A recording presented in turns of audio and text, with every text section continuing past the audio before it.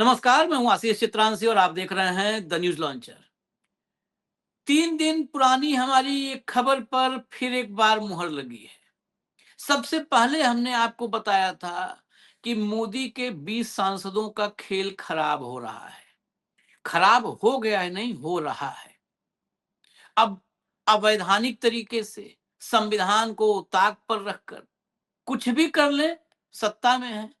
लेकिन कानून, संविधान, इन सबको अगर देखा जाए तो बीजेपी का एक बड़ा प्लान फेल हो चुका है। फेल हो चुका है अब। क्योंकि जो 3 दिन पहले जिस खबर का हमने उसका पहला सिरा पकड़ा था, आज उस सिरे के अंत तक खबर पहुंच चुकी है। 3 सांसदों ने मोदी का साथ छोड़ दिया है 20 में से। जो 20 सांसद मोदी के साथ आए थे, वो सब के सब फंस गए हैं और 20 के 20 की सांसदी खतरे में है। कम से कम 17 की तो खतरे में है ही है।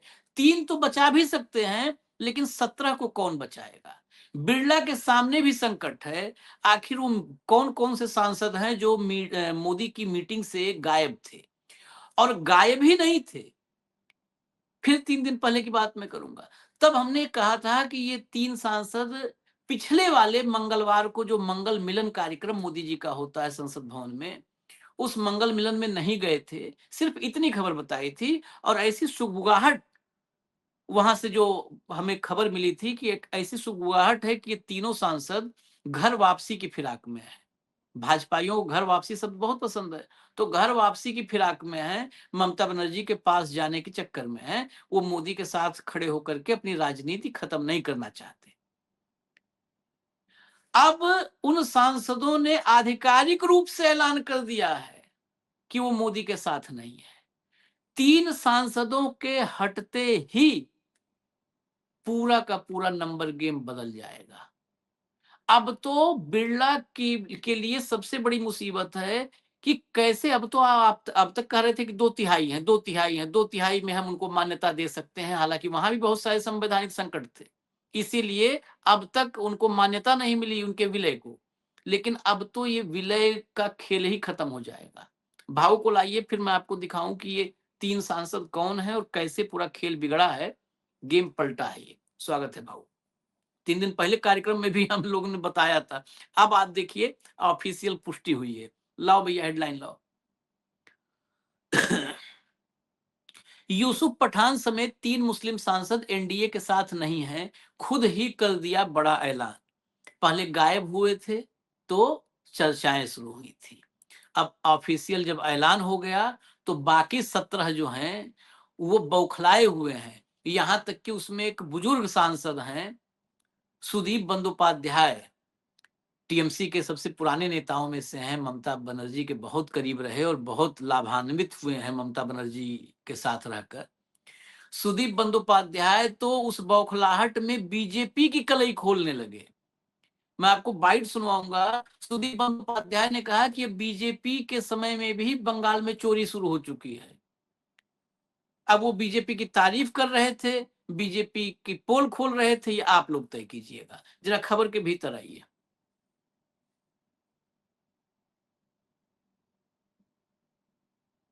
पश्चिम बंगाल के जंगीपुर से खलीलुर रहमान ये सांसद हैं। मुर्शिदाबाद से अबू ताहिर खान है सांसद और बहरामपुर से यूसुफ पठान। ये तीनों 21 जुलाई को जो एनडीए का मंगल मिलन का कार्यक्रम था उसमें शामिल नहीं हुए थे।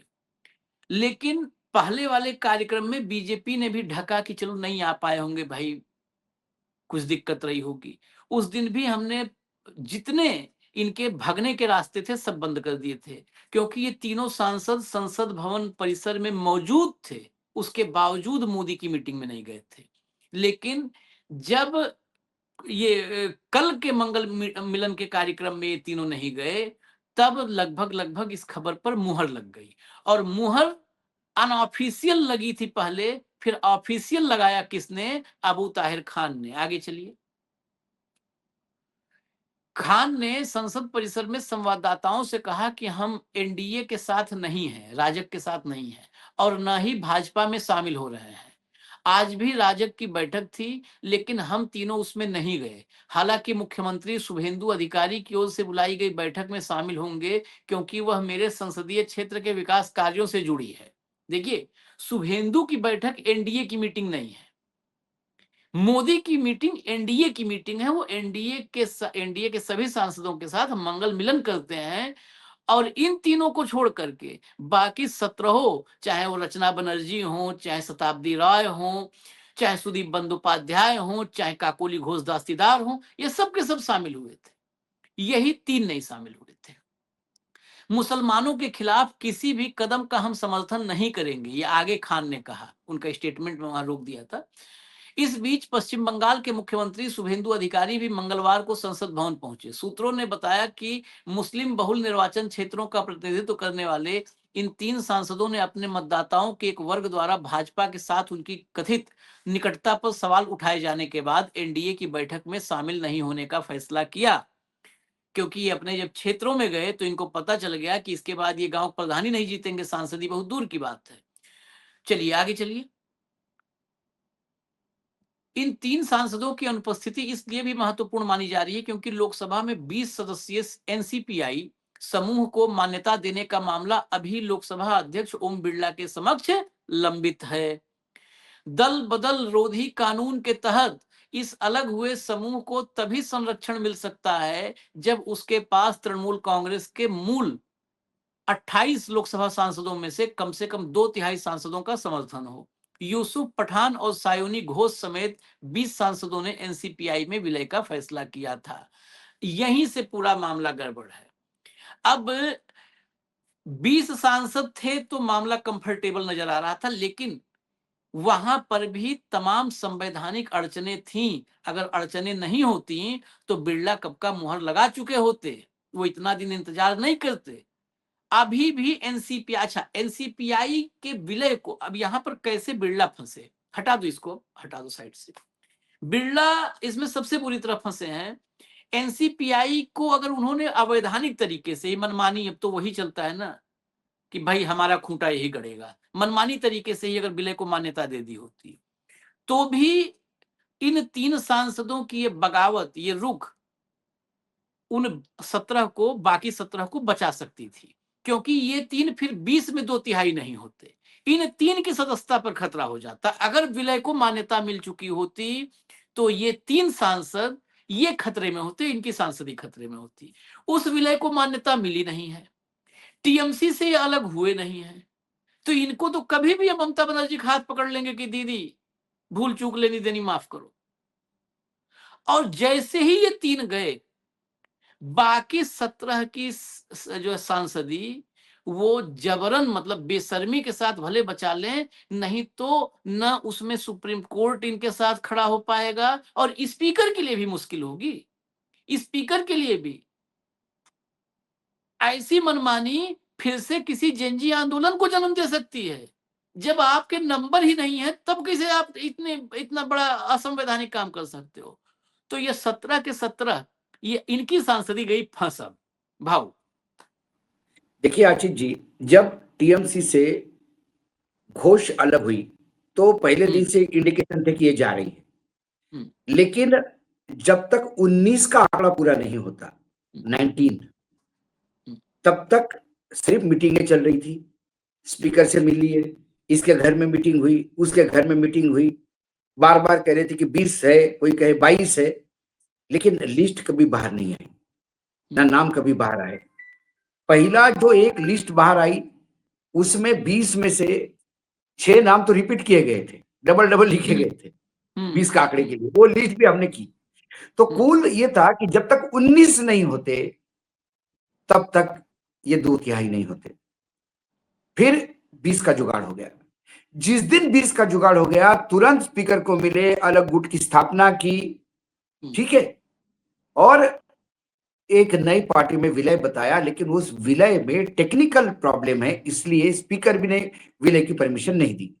उसके कई दिनों बाद, टीएमसी के स्प्लिट के कई दिनों बाद 5 सांसद छोड़ के चले गए उद्धव ठाकरे। 6 सांसद, वो 6 सांसद, 6 सांसद छोड़ के चले गए और 6 जैसे ही छोड़ के चले गए, तुरंत उसको एकनाथ शिंदे के पार्टी में विलय भी हो गया। हाँ। शिवसेना से निकले, दूसरे पार्टी में विलय हो गया। ये विलय के लिए जो पार्टी चाहिए, उसका एक आध विधायक या एक आध सांसद होना जरूरी है। वो टेक्निकल मामला वहां फंसा हुआ है। तो ये अलग गुट है, ये अभी टीएमसी ही है, टीएमसी का अलग गुट है। तो यदि व्हिप जारी की टीएमसी के प्रेसिडेंट ने, नया व्हिप अपॉइंट करके उससे व्हिप जारी किया, तो उन्हें वो व्हिप मानना पड़ेगा, क्योंकि व्हिप अपॉइंट करने का अधिकार, चीफ व्हिप ज्वाइन करने अपॉइंटमेंट का अधिकार पार्टी के अध्यक्ष के पास होता है, न कि पार्लियामेंट्री बोर्ड के पास। ठीक है, अभी भी टेक्निकली वो व्हिप के खिलाफ नहीं जा सकते, अलग गुट होने के बावजूद भी। ये प्रॉब्लम यहां फंसा। दूसरा प्रॉब्लम ये फंसा कि यदि ये 3 लोग अब उस गुट के साथ मतलब इनको 3 को वापस नहीं आना है, इन 3 को उन गुट के साथ बैठना नहीं है, अलग। ये 3 अलग इन उन 20 के साथ नहीं बैठे तो वो 17 रह जाते हैं।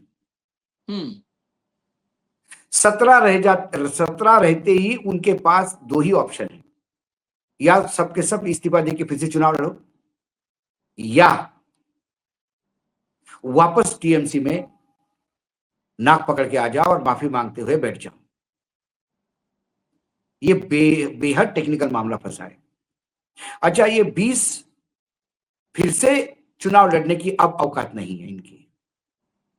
इस्तीफा देके अब बीजेपी इनको चुनाव जितवा नहीं पाएगी वहां पे। क्योंकि आज भी ममता की रैली में जो वहां लोग आते हैं, उससे एक बात तो है कि जनादेश ममता के साथ है, ज्ञानादेश इनके साथ था। बंगाल की सरकार ज्ञानादेश से है, ये कई बार रेखांकित हो चुका है। तो इन 20 को मालूम है इनके डिपॉजिट जब्त हो जाएंगे, फिर से चुनाव लड़ेंगे तो लोग मारेंगे इनको। तो इन तीनों ने ऐसी स्थिति फंसा दी। ये सिर्फ उन 17 जो बचे हैं उनके लिए ही प्रॉब्लम नहीं है, ये प्रॉब्लम अमित शाह के लिए बहुत बड़ी हो गई। सारा प्लान ही चौपट हो गया। इन्हीं 20 के चक्कर में वो परिसीमन का बिल लाने की सोच रहे थे।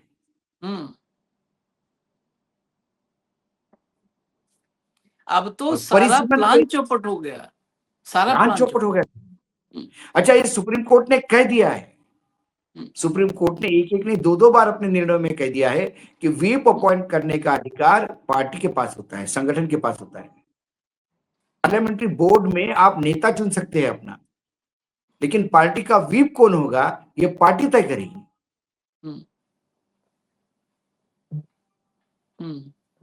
तो अब इतना प्रॉब्लम फंसा है कि बिरला जी को समझ में नहीं आ रहा करे तो क्या करे। इस मामले में एकनाथ शिंदे बड़ी इंटेलिजेंट थे। जब वो लेके भागे और उनको लगा यदि मेरी ओरिजिनल शिवसेना करने में कोई लीगल प्रॉब्लम फंस जाता है, तो उसको देखते हुए उन्होंने बच्चू कडू को बुला लिया था अपने साथ। बच्चू कडू को बुलाने का एक ही मकसद था कि बच्चू कडू की एक पार्टी थी, पॉलिटिकल पार्टी प्रहार। प्रहार, हाँ। और प्रहार के 2 विधायक थे। तो ये नहीं, कुछ यदि ओरिजिनल शिवसेना नहीं बन पाते तो ये प्रहार में मर्ज हो जाते। तो बच्चू कडू का स्टेटमेंट भी आता था, हो सकता है कि अगला मुख्यमंत्री प्रहार का हो। उसने आसाम से स्टेटमेंट दिया था, लेकिन फिर उन्होंने ओरिजिनल शिवसेना का ही खेल कर दिया। ये तो ओरिजिनल टीएमसी का भी गेम फंसा इनका। ओरिजिनल टीएमसी के लिए विधायकों ने क्लेम किया है, सांसदों ने नहीं। सांसदों ने तो वहां सांसद तो दूसरे पार्टी में मर्जर अपना में विलय करके फंस गए वो। उन्हें क्लेम ही नहीं किया। उस पार्टी के पदाधिकारी भी बदले और पुराना अध्यक्ष हटा के खुद अध्यक्ष भी बन गए, लेकिन संवैधानिक रूप से आपका विलय नहीं माना जाएगा उसमें। ये जो टीएमसी की बगावत का मामला है, ये बगावत के मामले को अगर बारीकी से आप देखेंगे तो ये साबित करता है मामला कि अमित शाह जो है वो स्वयंभू और कथित चाणक्य हैं। अमित शाह कोई बहुत मतलब जो कहते हैं ना बहुत जबरदस्त दिमाग है, क्या बिसात बिछाई है, आशीष वो जी, ईडी मैं सीबीआई तो आईटी एजेंसियां हटा दो तो अमित हमारे शाह इस देश के सामान्य राजनीतिक समझ वालों से भी हो सकता है थोड़ा सा कमजोर निकल जाए। मैं हमेशा कहता हूँ, हमारे यहाँ तो उनको कभी चाणक्य बोला नहीं गया। आज आपने कहा कि यदि अमित शाह चाणक्य समझते हैं तो, यही कहा ना आपने।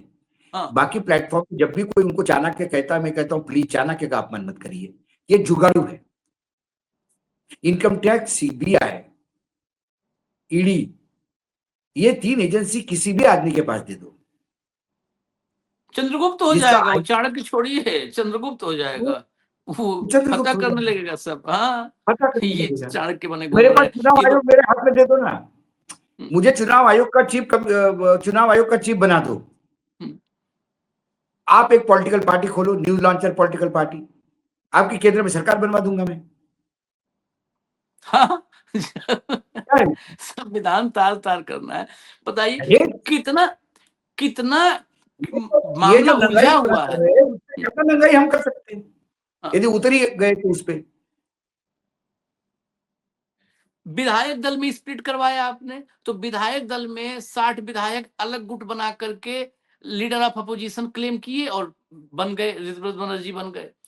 सांसदों में जब संसदीय दल में आपने स्प्लिट करवाया तो उनका एक दूसरी पार्टी में मर्जर क्लेम करवा दिया। 14 जून को मर्जर इन्होंने ऐलान किया था। 14 जून से 14 जुलाई और फिर अगस्त, अब 50 दिन हो गए।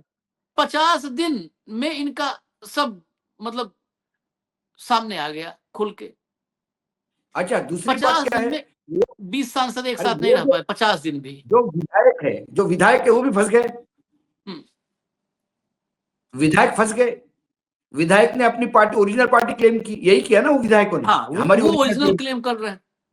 लेकिन उनके पास सांसद नहीं है, हम्म, उनके पास एक भी हाँ सांसद नहीं है, हाँ उनके पास सांसद एक भी नहीं है, वो ओरिजिनल एक पार्टी भी क्लेम नहीं कर रहे हैं, उनके पास कोई सांसद नहीं, 20 सांसद अलग सांसद नहीं। मर्जर। तो ये कहते और ना कि ये वो चाणक्य जी ने मारा ये रायता फैला के रख नहीं, दिया। रायता नहीं आशीष जी, ये सत्ता का दम्भ है। अरे चिंता मत करो, हम कुछ भी कर देंगे। अरे सर, ये लेकिन हाँ ये साड़ी है, इसको धोती कैसे बनाएंगे सफेद? अरे ये रंग बिरंगी साड़ी पहना दो इसको, हम कहेंगे, हम कहेंगे सफेद है, दुनिया सफेद कहेगी, कोई माय का लाल नहीं कहेगा रंगीत है। चलो, हम्म, ये जो घोड़ा नहीं है, बैठ कहेगा जाओ उस इस पे पे। नस्से लगा कहेगा देंगे। ये कुत्ते को घोड़ा कैसा हाँ कहेंगे? अरे हम कह रहे हैं ना, दुनिया कहेगी घोड़ा घोड़ा घोड़ा, चिंता मत करो। देखो, हमने नितिन नवीन को ला दिया ना, जिसकी औकात अपने वार्ड में वोट दिलवाने की नहीं रही, घर के पास वो राष्ट्रीय अध्यक्ष है। राष्ट्रीय अध्यक्ष बनाया ना उसको हमने। हाँ, तो ये जरा संविधान को भी बीजेपी समझने लगे हैं, ये पार्लियामेंट को भी बीजेपी समझने लगे हैं, बीजेपी का संगठन, ये राज्यसभा को भी बीजेपी का संगठन समझने लगे हैं, और न्यायपालिका से लेकर तमाम लोगों को ये बीजेपी के पदाधिकारी समझने लगे हैं, जो इनके भरोसे हैं। ये इनका समझ है। अब मुगालते भैया देखो, लोग सांप बिल्ली कुत्ते सब पाल लो, मुगालते मत पालो। हमारी इंदौर में कहावत है, बोले सांप बिल्ली पाल लेना भैया, मुगालते मत पालना। अब कोई मुगालते पाल ही बैठा है तो आप और मैं तो कुछ नहीं कर सकता। बाबा साहेब आम्बेडकर के संविधान ने उनको सोचने का भी अधिकार दिया है, इंडिपेंडेंट सोचने का। कोई अपने आप को अविनाशी कहता है, नॉन बायोलॉजिकल कहता है, वो भी अधिकार है उसको कहने का। नहीं बाकी लोग नहीं, उसको विष्णु का अवतार कहते हैं, सांप वो पाल भी अधिकार है। पालो मुगालते न पालो, यहाँ पे तो नागनाथ ही मुगालते पाल रहे हैं। जरा सुदीप बस, बंदोपाध्याय को सुनिए, सुदीप बंदोपाध्याय को सुनिए, लो भाई सुनो। बातचीत होंगे, क्योंकि हमारे जो 20 सांसदों का पार्टी फॉर्म हुआ एनसीपीआई, अभी तो फाइनली अप्रूवल नहीं आया, तो उसको विषय पर चर्चा होंगे। और जो सांसद लोग हैं उसका इलाका में कुछ कुछ स्थानों पर हंगामा हुज्जुत होता है, तो चीफ मिनिस्टर आके आज खुद ही सुनेंगे। दादा, एक बहस और तेज हुई है बंगाल से कि जो जबरन वसूली का कल्चर जो टीएमसी में था वो बीजेपी में ना आ जाए। ये आवाज बीजेपी के नेता ही उठा रहे हैं अपने वर्कर्स को अलर्ट करने के लिए कि ये कल्चर नहीं चलेगा। कौन? हम लोग बीजेपी में जाएंगे, कौन बताया? नहीं, दिलीप घोष ने पहले सवाल किया कि जो कार्यकर्ता हैं बीजेपी के, वो जो टीएमसी का कल्चर था जबरन वसूली का, एक्सटॉर्शन मनी का, वो करने की कोशिश कर वो रहे हैं। बीजेपी में भी थोड़ा थोड़ा शुरू हो गया। वो आज ही मैं 6 इंसिडेंट ऐसा देखा टीवी में, तो तभी वो बीजेपी का स्टेट प्रेसिडेंट ने कहा कि मैं बताऊंगा कि सब ओवरनाइट ठीक हो जाएगा, ऐसा नहीं होगा, वक्त लगेगा, एक कल्चर ऐसा आ गया है। उन्होंने थोड़ा मान लिया कि हाँ, उन्होंने तो हमारा ये सब दिखा के लोगों को कन्विंस किया था। अभी उनका पार्टी में ये चीज ना आए, उनको ही देखना पड़ेगा, हम लोग क्या करें। आज एनडीए के बैठक में भी आप लोग शामिल हुए थे? हाँ जरूर, मेरा उपस्थिति तो अलग से किरण रिजिजू खड़ा होके मंच से बताया कि आज सुदीप बंदोपाध्याय पहले दिन ये मीटिंग में आया है, that he announce in particular. स्वागत हुआ आपका एनडीए के बैठक में आज आप लोग? हाँ, स्वागत हुआ आप लोगों का एनडीए के बैठक में आज?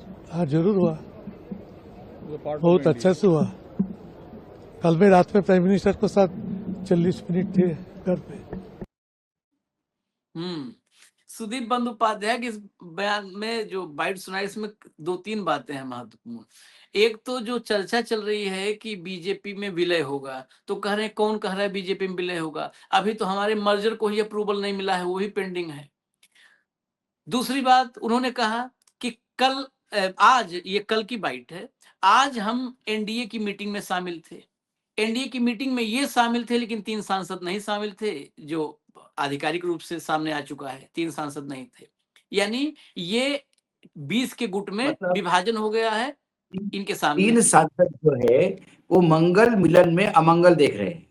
हाँ, वो नहीं गए और वहां। उनके अमंगल देखने से बाकी 17 लोग जो है उनका अमंगल होना तय है, उनका तय है। हाँ, अब तीसरा एक और महत्वपूर्ण बात, उसमें जो एक्सटॉर्शन जबरन वसूली है, उन्होंने कहा 6 केस तो मैंने ही देख लिया है जबरन वसूली का, भाजपा में शुरू हो गया है, शुरू हो गया। हाँ,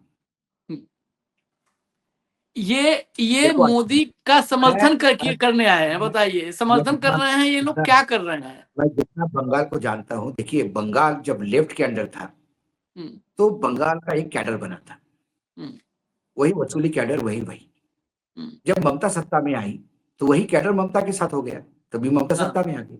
हाँ, उनकी वसूली बरकरार रही, उनके लिए लेफ्ट के जगह ममता आ गई। अब ममता गई तो बीजेपी आ गई, तो वही कैडर बीजेपी के लिए काम कर रहा है। वहां जिसके पास राशन की दुकान है वो बदली नहीं है, राशन की दुकान लेफ्ट से लेके ममता से लेके बीजेपी तक एक ही आदमी के पास है। और बीजेपी के पास तो कैडर था भी नहीं, वही उसूली वाले नहीं लाओगे तो तुम फिर पैदल हो जाओगे। आप पैदल हो जाओगे। तो बंगाल की जनता को कोई रिलीफ नहीं है वसूली से, ना लेफ्ट में था, ना ममता के पास था, ना बीजेपी के पास था।